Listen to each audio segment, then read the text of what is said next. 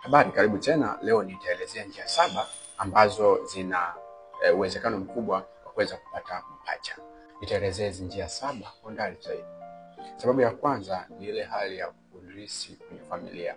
Kama wewe mwanamke ambaye unaniangalia, kama kwenye familia yako kuna mama au bibi aliwahi kupata mapacha, basi na wewe una uwezekano mkubwa pia wa kupata mapacha.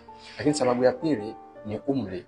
Wanawake wenye umri miaka 30 na 40 wana uwezekano mkubwa sana wa kuweza kupata mapacha. Lakini sababu nyingine ya tatu ni lishe bora, kula vyakula vyenye protini, hasa vyakula vya wanyama.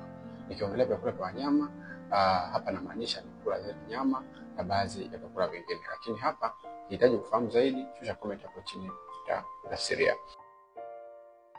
Sababu nyingine ni uzito. Hapa tunaongelea BMI ya juu, lakini sio uzito uliopitiliza. Maana uzito ukipitiliza unaweza kupelekea maradhi kama sukari na pressure.